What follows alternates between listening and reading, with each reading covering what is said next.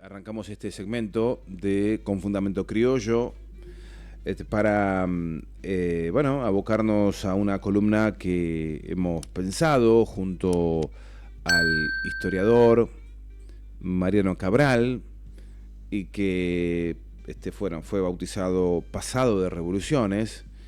Qué mejor que traer la historia al presente, qué mejor que traer momentos de nuestra Argentina y del contexto mundial para afinar la puntería, ¿no?, en el presente. Es una muy buena idea. Mariano, muy buenos días. Sergio Ron, te saludamos aquí en la provincia de Misiones, en Radio Lateral. Gracias por atendernos. ¿Cómo estás, Mariano? Hola, buenos días. ¿Qué tal, Sergio? Buenos días, Ronnie. Buenos días a la audiencia. ¿Qué tal? Acá andamos muy bien. Qué bueno, qué bueno. Bueno, nosotros felices de tener entre manos este proyecto Pasado de Revoluciones junto al historiador Mariano Cabral. Nos entusiasma siempre, cada vez que tenemos la oportunidad de poner otro ladrillo en la pared, y felices de poder recibirte en esta mañana, hoy 14 de abril. No tiene nada que ver, esto es como historia universal, sería si te traigo el Titanic porque también es una fecha importante, fue un 14 de abril de 1912, ¿no? Sí, 14 de abril. Lo recuerdo porque lo escuché hace unos días en un programa de radio El Comentario, que estábamos cerca del aniversario del hundimiento del Titanic. Uh-huh. Y qué tema que ha quedado en la memoria, ¿no? Y que siempre se puede traer, y es como una especie de gran tragedia de la humanidad, de alguna manera. Por ahí uno de los grandes golpes de esa modernidad inquebrantable, ¿no? Porque el Titanic como obra de ingeniería era pensado como un transatlántico invencible, digamos, inundible, una proeza de la humanidad, y en su viaje inaugural se hunde, se va a pique, ¿no? Me parece que ahí un poco encierra el misterio que tanto atrae, claro, de este acontecimiento. Y quedó como una metáfora cruda, ¿no? Pero igual corresponde también, hay una parte de la historia que vos y a mí, Mariano, no nos interesa, ¿no? No en detrimento en particular del Titanic, sino de la historia universal. Hay cuestiones que por ahí nos obligan a estudiar en los primeros años de vida, secundaria, primaria y demás, pero después la historia es mucho más que aquella historia oficial que uno tiene que leer obligado, ¿no? Absolutamente. Y Sergio, eso nos permite también pensar cuánto, cómo la narrativa universalista que vos estás haciendo referencia, ¿no? Cuánto daño también nos ha hecho, porque la tilinguería también se empieza a construir desde desde estos equívocos escolares, ¿no? Estar atiborrados de conocimientos sobre la historia universal, saber perfectamente quién era Julio César, Cleopatra y Marco Antonio, y no tener ni idea de quién fue Simón Bolívar, quién fue una Juana Zurduy, una Rosa Campuzano, no conocer los actores que nos dieron patria también, ¿no? Y sin embargo saber tanto de Alejandro Magno y ese tipo de cosas, ¿no? Claro. Que no está mal, pero por algo decía José Martí, el poeta cubano, también militante político, fallecido en tiempo de la independencia de Cuba a fines del siglo XIX, decía José Martí: debemos conocer de los incas aunque no sepamos nada de los arcontes de Grecia. Dice, nuestra Grecia es preferible a la Grecia que no es nuestra, ¿no? Claro. Y bueno, y ahí estamos. Claro. Y estaba pensando las ironías de la vida, ¿no? Porque, ¿cómo es? José Martí, estuve leyendo el otro día que escribía para La Nación. Increíble. Sí.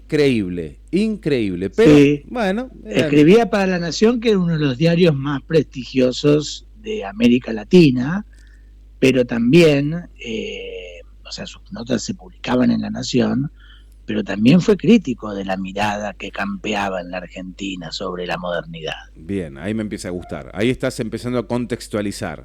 Me estaba quedando Claro, me quedaba solo con que había escrito en La Nación. Vos le estás dando una vuelta de rosca ahí.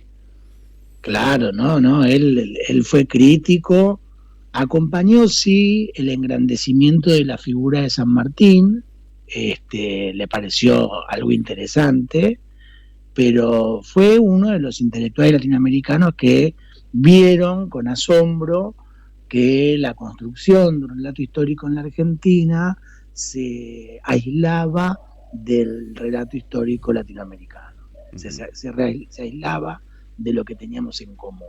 Bien, Y bien. criticó eso. Claro, claro.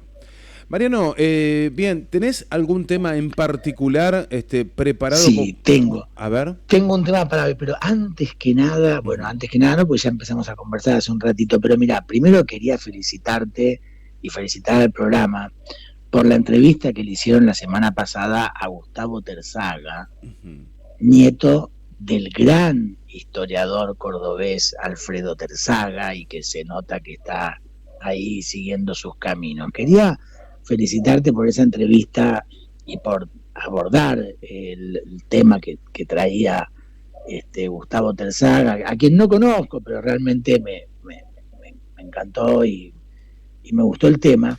Y quería sumar, en la línea de lo que ustedes estaban diciendo el martes, una anécdota personal de lo que yo vi y yo viví entre el 30 de marzo, digamos así, y los primeros días de abril de 1982, porque ahí decían, ¿no? Sobre cómo es eso que el pueblo sale a apoyar a Galtieri, ¿no? Y Gustavo Terzaga decía con mucho criterio, con mucho acierto, se fue a apoyar la causa Malvinas. Y en este sentido, yo quería compartir con la audiencia una pequeña anécdota personal, pero que ilustra ese hecho. Mirá, yo cumplí 9 años pocos días después de que terminó la guerra, o sea que era un niño. Y sin embargo, en la huelga general, el paro general de la CGT del 30 de marzo de 1982, paro general con movilización, yo tuve la primera ocasión en mi vida de disfrutar los vapores de un gas lacrimógeno. Ocurrió que mi madre sale a buscarnos a mi hermano y a mí a la escuela para volver a nuestra casa. Nosotros vivíamos muy cerca de la Plaza de Mayo y ella temía que no pudiéramos llegar, una época en que hoy en Buenos Aires no ocurre esto, pero los chicos nos movíamos con muchísima libertad, ¿no? en la ciudad. Y acostumbramos ir y volver solos, por supuesto, y bueno, pero ese día nos fue a buscar. Mis recuerdos de ese momento fue una vuelta en taxi desde la escuela hacia nuestra casa, ver la policía armada hasta los dientes. Yo era un chico que había nacido en una familia de militantes políticos. Mi primer recuerdo político de mi vida es aprender a callarme en el colectivo, ¿no? Porque me podía escuchar un policía decir algo inapropiado. Digamos, desde esa experiencia de vida, ¿no?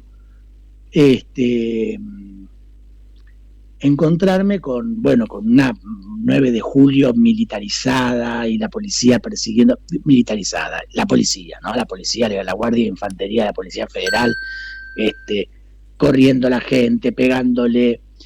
Llegamos con el taxi a la esquina de mi casa y estaban deteniendo en ese momento, en ese lugar, al que era el secretario general del gremio de taxistas.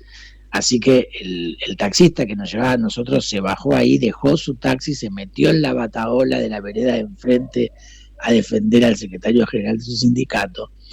Nosotros nos fuimos hacia mi casa, mi madre abrió la puerta del hall de entrada del edificio para que la gente se refugiara de la represión que venía. Bueno, nos llenamos todos de gas lacrimógeno. Eso fue el 30 de marzo. Y el 10 de abril es la movilización a Plaza de Mayo, y nosotros, una familia politizada. Mirá, yo uno de los primeros discos que recuerdo haber escuchado en mi vida, junto con Emerson, Lake and Palmer y un disco de los Beatles, también, y Mercedes Sosa, la cantata sudamericana, y los Quilapayún, también era el discurso de Perón, llevo en mis oídos la más maravillosa música, es decir, era uno de los discos que sonaba en mi casa. Digo, de ese hogar estoy hablando. Y el 10 de abril estábamos en la Plaza de Mayo. Y con mi hermano, durante años, cantamos las consignas con las que entró cantando la CGT a la Plaza de Mayo, que dan cuenta de que la gente no estaba estúpidamente ahí, no estaba equivocada.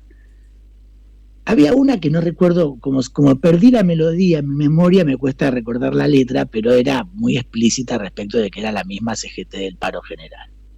Pero había otra que sí recuerdo muy puntualmente todavía hoy, la CGT, conducida por Saúl Ubaldini, que el 3 de abril de 1982 estuvo en Malvinas, Saúl Ubaldini, con otros dirigentes políticos argentinos, acompañando la jura del gobernador militar de Malvinas, no por hacerle el caldo gordo a la dictadura, sino por apoyar la lucha contra el imperialismo inglés que se venía en la Argentina.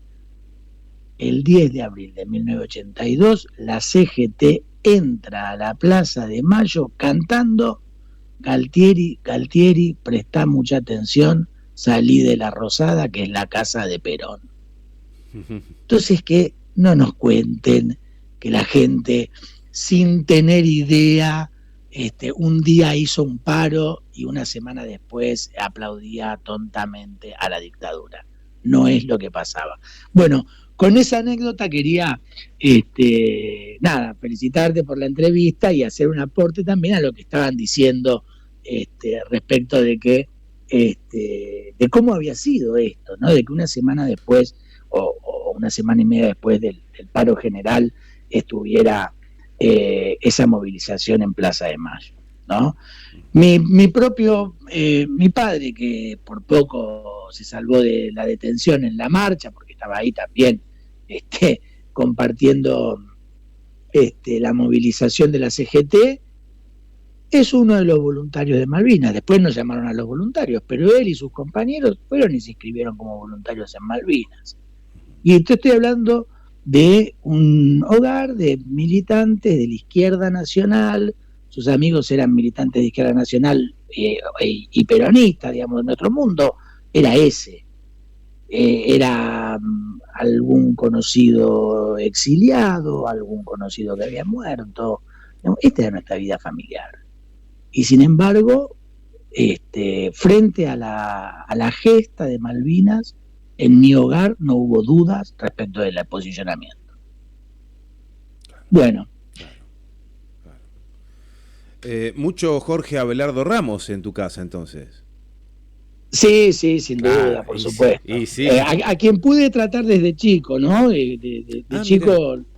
Sí, lo traté bastante y fui amigo de sus hijos menores. Mira. Qué bien. Sí. Mariano, y en particular, hoy pensaste para esta fecha, voy a traer esto a Radio Lateral. Sí. ¿Qué tenés entre manos? No, quería que recordáramos, dado los acontecimientos que estábamos viviendo, quería que recordáramos juntos nuestro primer gran endeudamiento en la historia de la República Argentina. Wow.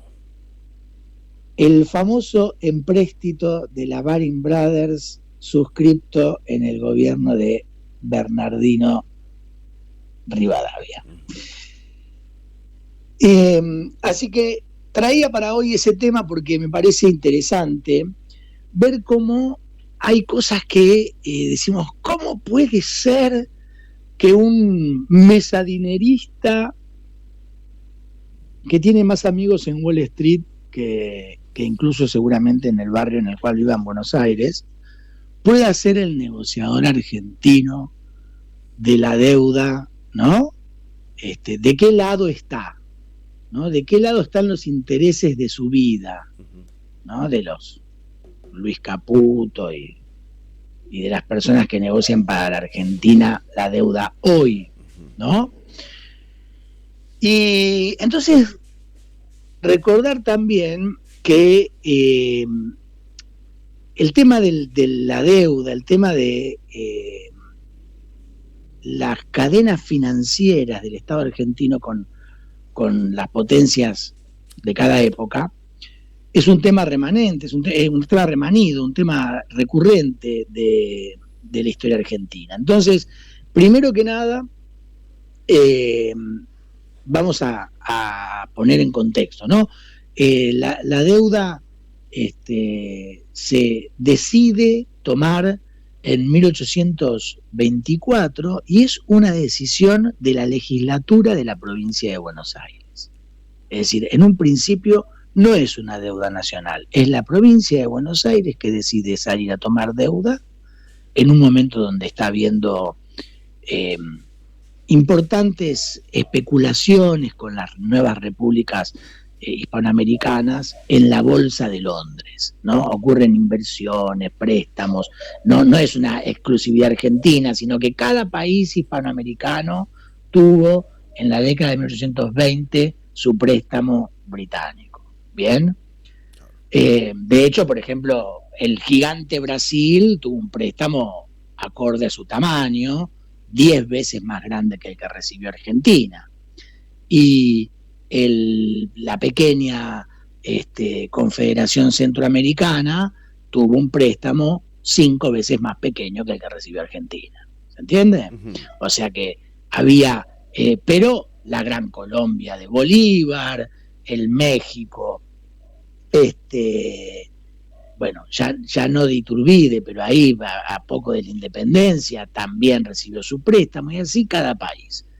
Hasta un aventurero irlandés se hizo hacer reconocer como gobernante trucho de la costa de Honduras y logró obtener un préstamo. Imagínate, hasta un tránfuga medio bandido consiguió su préstamo también para un país que ni siquiera existía, ¿no? Así que bueno, fue un gran jolgorio financiero que se dio en Londres en ese momento.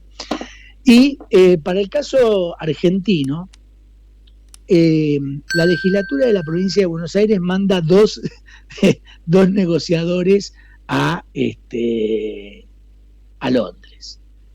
Y los dos negociadores son Félix Castro y John Parish Robertson. Félix Castro, bueno, es,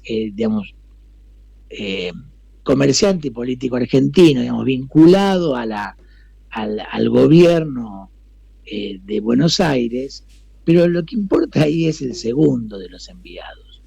John Parish Robertson, que era sobrino de Woodbine Parish, que era el dueño de la empresa comercial, la empresa mercantil británica más grande que operaba en el Río de la Plata.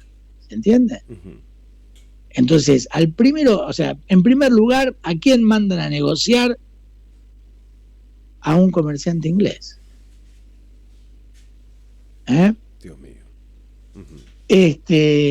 La deuda la toma la provincia de Buenos Aires y ofrece como garantía la tierra pública de la provincia de Buenos Aires.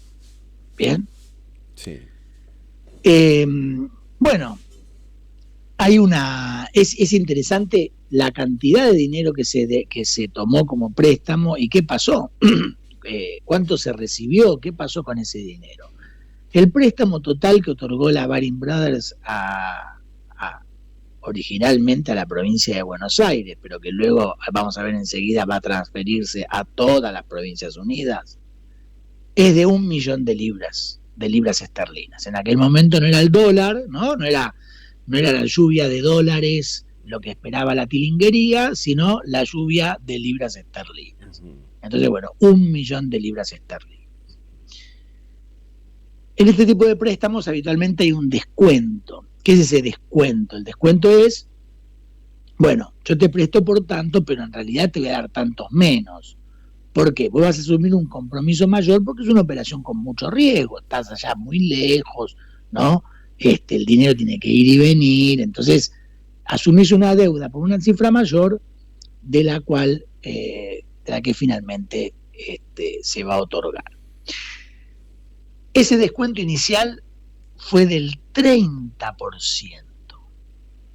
O sea que se firmó por 1.000.000, pero se aspiraba a recibir 700.000. Bien. Hay también ahí un debate sobre qué pasó con las comisiones, ¿no? Porque hubo una pequeña diferencia entre las comisiones que el gobierno de Buenos Aires estaba dispuesto a pagar y las comisiones que Baring Brothers pedía. Baring Brothers pidió menos que lo que la provincia de Buenos Aires quería pagar. Y uno podría pensar, entonces los gestores de la deuda volvieron orgullosos a Buenos Aires diciendo, la conseguí por menos, ¿no? No, en vez de eso dijeron, ay, pero nosotros tenemos autorizado para pagar más. ¿Qué hacemos con el resto? Y los negociadores de la Casa Baring dijeron, nosotros no tenemos nada que ver con esto nos excede, ¿no? Uh-huh. Imagínate, estos banqueros acostumbrados a tratar con personas de dudosa moral, asombrados de la actitud que llevaban adelante los negociadores de Buenos Aires. Bueno, entonces finalmente se lo reparten ese resto que queda entre los negociadores de Buenos Aires, entre Paris Robertson y Félix Castro. Y las malas lenguas dicen que algo por ahí mordió Bernardino Rivadavia, quien estaba en ese momento en Londres como enviado del gobierno de Buenos Aires para otros negocios. ¿Bien? Y que parece que fue un facilitador dentro de las negociaciones, como tipo que conocía el paño, conocía el terreno. Bueno, ahora bien, 1.000.000 de libras, que finalmente son 700, pero en estas negociaciones también, que sobre todo por la época, ¿no?, donde el clearing bancario no era tan inmediato, tan automático como es ahora, entonces se acostumbraba dejar una parte en depósito en la casa que entregaba el dinero, o sea, una parte que no viajaba, como garantía del pago. ¿Sí? Sí. Bueno, se deja un 15% como garantía del pago. Entonces, finalmente se libró una deuda por 1.000.000 de libras, pero llegaron al Río de la Plata apenas 550.000. Negoción, redondo. ¿Bien? Para ahí ellos. Vos pensarás, Sergio. Para ellos. Bueno, pero claro, negocio redondo para ellos. Tal cual. Porque no es que después figura 550.000, le cobran el millón. Figura claro. 1.000.000, tenés que devolver 1.000.000. Tenés que devolver 1.000.000, tal cual. Más intereses, ese es el capital. Ese es el capital más los intereses, exactamente. Bien, entonces, uno podrá decir, bueno, llegaron 550.000 libras esterlinas. No. Llegaron, se calcula, unas 120.000 libras esterlinas en moneda contante y sonante. El resto fueron papelitos. Pero el segundo punto es, ¿quién fue el administrador de la deuda? ¿Quién tuvo en su poder la deuda y la administraba? Uno podrá pensar, bueno, el Estado de la provincia de Buenos Aires, que fue el que la pidió. Uh-huh. ¿Bien? Sí. Para el momento en que la operación se termina de concretar, sale el dictado de la Constitución Unitaria, el nombramiento de Bernardino Rivadavia como primer presidente de la Argentina, podríamos llamar primer no presidente de la Argentina, ya que Bernardino Rivadavia no fue reconocido por las provincias, entonces no fue presidente de la Argentina, porque solamente Buenos Aires y Salta lo reconocieron como presidente. ¿Bien? Pero, no obstante lo cual, eso no le impidió a Rivadavia transferir esta deuda del Estado de la provincia de Buenos Aires al conjunto de las Provincias Unidas. ¿Sí? Sí. Entonces, nacionalizó la deuda y convirtió a la tierra pública nacional en garantía de esta deuda que había tomado el gobierno de la provincia de Buenos Aires. El nivel de la estafa es brutal.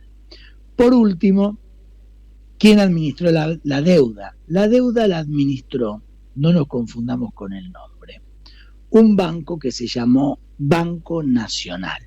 Y uno podrá pensar, bueno, entonces es un banco público. No, era un banco, una sociedad formada por comerciantes locales, la mayoría comerciantes ingleses. El dominio del directorio del Banco Nacional, la palabra Banco Nacional era solamente un nombre comercial de un banco privado, que fue el que administró la deuda y estaba controlado por comerciantes ingleses. Finalmente, entonces, el gobierno de la provincia de Buenos Aires tenía que, cada vez que quería hacer uso de alguna parte de este préstamo, pedirle a este banco, que era finalmente administrada por esta sociedad anglo-argentina, que era el Banco Nacional. ¿Bien? ¿Para qué se usó la plata? La mayoría del dinero se usó para el pago de deudas que tenía el Estado, sobre todo el Estado de la provincia de Buenos Aires, con empresas y proveedores ingleses. Entonces, finalmente, la plata se usó para pagarle a comerciantes británicos que pudieron girarla a Londres.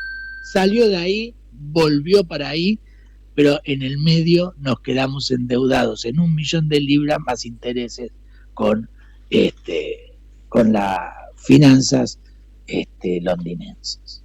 Un negocio redondo. No es malo, ¿cómo era? No es malo el gringo que nos vende, sino... ¿Cómo era? No es malo. Es más malo que el gringo que nos compra es el criollo que nos vende. Bueno, tal cual. Este es el brutal ejemplo. El brutal ejemplo. Esto y Caputo. Exactamente. Creo que después de Rivadavia y todas las trapisondas en torno a la Baring Brothers, a la compañía minera de Famatina, a la ley de enfiteusis, el uso de la tierra pública. Bueno, lo de Rivadavia fue un escándalo uno tras del otro. Creo que me imagino hemos tenido ¿sí? No, digo, me imagino que en los próximos, eso fue en 1824, calculo que en los siguientes 5 años se pagó, estoy diciendo irónico, ¿no? Me imagino que en esos 5 próximos años se pagó la deuda y listo, y ya está, se pasó la vergüenza, se tapó la vergüenza y ya está, ¿o qué pasó después? Y ya está, pudo haber pasado eso o pudo haber sido que la deuda siguió sumando intereses durante décadas y décadas y décadas, que la logró congelar el gobierno de Julio Argentino Roca y la terminó de pagar el gobierno de Juan Perón. Esto es increíble. Ese cierre que le estás dando es increíble. Otra vez el peronismo sacando las papas del fuego y otra vez los irresponsables hundiéndonos a todos los argentinos. Es una cosa que absolutamente. Y bueno, y esto también nos tiene que llevar a reflexionar, ¿no? También cuál es el ADN político, histórico, económico de algunas figuras nacionales. Entonces, ¿cómo podemos confiar nuevamente en los mismos que de una u otra manera nos han llevado a este lugar? Porque nosotros podemos historizar los últimos años y decir, bueno, esto estuvo bien, aquello estuvo mal, pero el quiebre de nuestra historia reciente, yo creo no cabe ninguna duda, está en el gobierno de Mauricio Macri y fundamentalmente en la vuelta al Fondo Monetario Internacional, al endeudamiento con el Fondo Monetario Internacional en el año 2018. Y esto hay que reflexionarlo. Entonces, esto es lo que traía para hoy, el recuerdo de cómo fue nuestro primer empréstito, cómo se utilizó, el escándalo que lo rodeó, la decisión política de la legislatura de la provincia de Buenos Aires, que luego tiene que asumir el conjunto de las provincias argentinas, y por supuesto también, imagínate, cuando se negocia un préstamo, siempre se justifica en la opinión pública local las bondades de ese préstamo, ¿no? Igual que ahora, ¿no? Esto nos va a permitir, esto nos va a dar la solvencia necesaria para realizar nuestras grandes tareas, nuestras grandes transformaciones. Bueno, ahora es todo un discurso, una megalomanía, ¿no? Vamos a hacer la transformación de los próximos, del próximo milenio. En aquel momento también se construyó un discurso de los beneficios que iba a aportar este endeudamiento. El préstamo se tomaba, según la autorización que otorgó el gobierno de la provincia de Buenos Aires, la legislatura bonaerense, originalmente, se otorgaba para, primero, la construcción de un puerto, porque Buenos Aires, que era el gran puerto de todas las provincias, no tenía un puerto propiamente dicho, ¿no? Era un sistema portuario precario, sumamente precario. Luego, para la edificación de pueblos en la campaña de Buenos Aires, es decir, reunir parte de la población rural y reunirla en pueblos y fundar pueblos en la zona rural de Buenos Aires, y para la instalación de un sistema de agua corriente en la ciudad. Lo interesante, uno de los grandes estudiosos de lo que ha sido la estafa del préstamo de la Baring Brothers, fue Raúl Scalabrini Ortiz, quien lo estudió en su obra Política Británica en el Río de la Plata, y fue un estudio inaugural, y el análisis de los dineros que él hace ahí, bueno, ha quedado incólume a través de los años, porque se ha demostrado un estudio muy minucioso, muy preciso.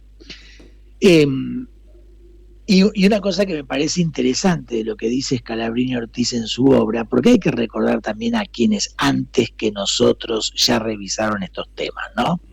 No estamos acá fundando ni inventando nada, estamos siendo parte de una cadena del conocimiento nacional y el pensamiento nacional.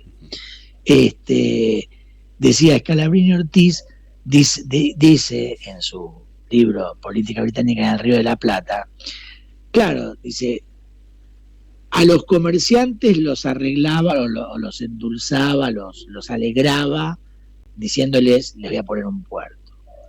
A los rurales, a los estancieros, ¿no? Les voy a armar pueblos en la campaña, en la región rural. Dice Scalabrini, y a las amas de casa las alegraba diciéndole, le voy a poner agua corriente en las calles, ¿no? Es decir, no había nadie que pudiera quedar afuera, era la felicidad para todos, ¿no? Y me parece que eso, esta ironía que dice Scalabrini, hay que pensarla, porque realmente nadie va a decir nunca, voy al Fondo Monetario, en este caso, voy a recurrir a un préstamo internacional, voy a endeudar al país por no sé cuántas generaciones, porque somos unos genios y porque nos está yendo bárbaro. Claramente revela problemas, revela carencias. Ahora bien, en aquel momento la idea era, vamos con este dinero a apuntalar el camino del progreso, ¿no? Construir el puerto, poner agua corriente, fundar pueblos. Hoy es un poco más vago, más intangible lo que se nos propone, ¿no? Con esto aseguramos el futuro de la Argentina, pero nada concreto se nos dice, nada específico se nos dice, y me parece que ahí hay una de las aristas desde las cuales se le ve al mago el truco. Tal cual. Tal cual. Mariano, extraordinario. Extraordinario. Esto hay que volver a escucharlo. Esta tarde me preparo un matecito en casa, pongo la tele y me pongo a escuchar a Mariano Cabral en este segmento del día de hoy. Quiero agradecértelo de manera muy especial. Bueno, Sergio, gracias a vos nuevamente, como siempre. Un abrazo para ti, un abrazo para Ronnie, un saludo a la audiencia y nos vemos la semana que viene, nos escuchamos la semana que viene. Muchas gracias, un gran abrazo. Claro. Mariano Cabral, historiador. Bueno, la verdad que es un privilegio para nosotros tener su palabra en este repaso de lo que fue la deuda, la primera gran deuda argentina, un clavo extraordinario, señores. Los detalles, la estafa brutal que fue ya en ese tiempo y la estafa brutal, alevosa que es hoy también. Pasado de revoluciones, aquí en Radio Lateral, en Con Fundamento Criollo.